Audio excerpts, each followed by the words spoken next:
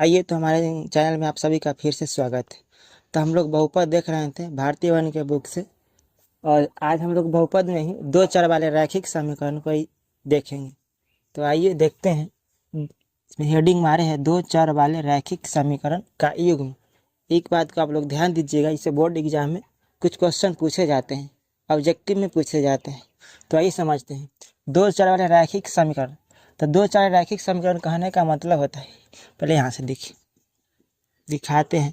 दो चर वाले पढ़ने से पहले पहले हम लोग एक चर वाले रैखिक समीकरण को देखें।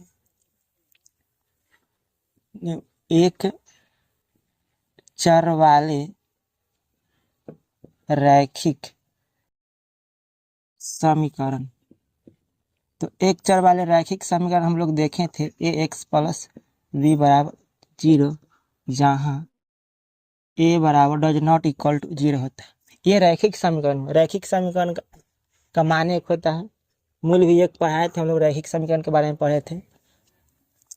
ये रैखिक समीकरण हो, एक चर वाले रैखिक समीकरण हो। हम लोग को पढ़ना है दो चर वाले रैखिक समीकरण। अब देखिए यहाँ दूसरा पॉइंट में हम लोग देखेंगे दो चर वाले रैखिक समीकरण। इसमें दो चर होगा, इसमें एक चर है।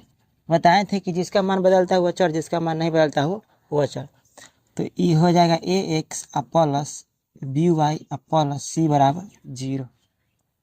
इसमें दो चर है, y और x को देख रहे हैं, इसको हम लोग बोलेंगे चर, इसको हम लोग बोलेंगे चर। जो सिंपल रहता है उसके साथ ABCD का कोई भी अक्षर नहीं लगा हुआ था वो अक्षर।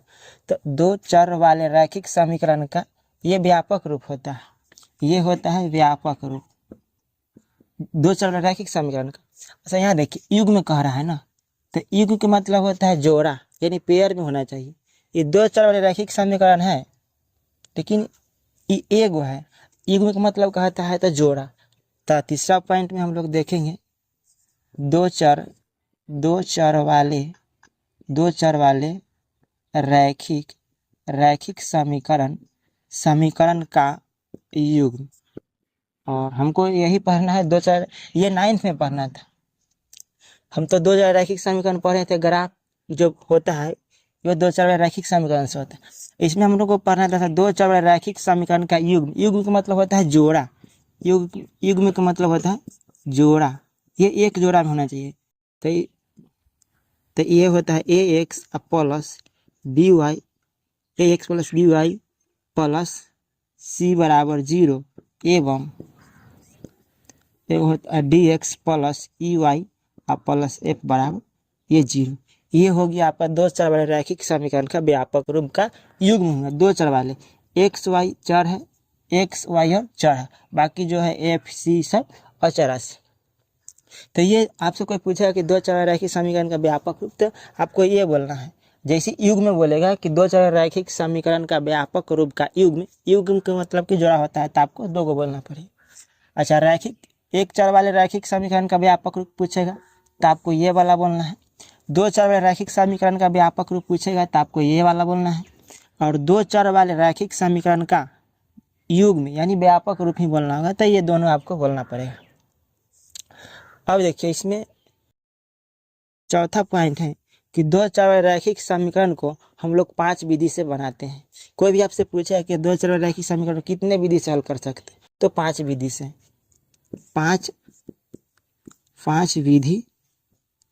पांच विधि से हल कर सकते हैं। अब 5 विधि से हल कर सकते हैं तो आंसर भी 5 होगा। तो 5 गो आंसर होगा, लेकिन सारा जो पाँच गो जो आंसर आएगा वो इक्वल ही होगा, सारा सेम ही। ये नहीं कि 5 विधि से हल करेंगे तो आंसर डिफरेंट आएगा, डिफरेंट नहीं आता है।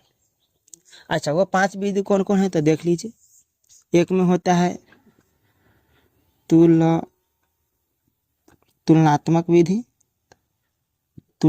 विधि, और दूसरा होता है तुलनात्मक विधि हो गया अनुपात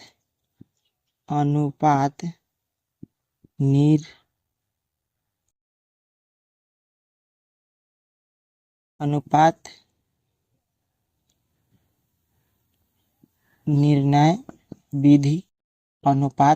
विधि, और तीसरा होता है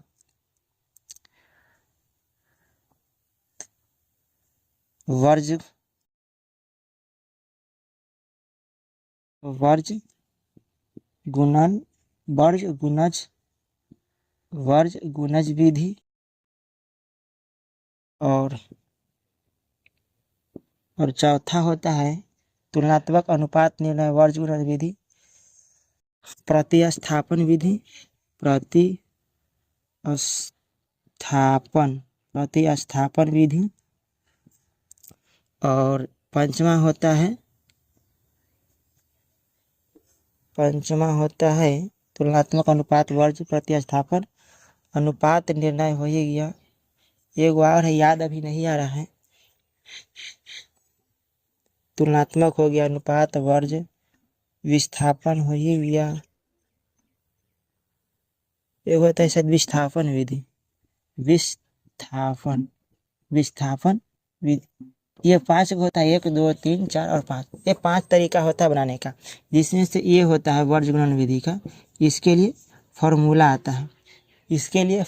आता है, तो आप लोग देखना चाहते हैं तो देख लीजिए और स्क्रीनशॉट लेना है तो ले लीजिए।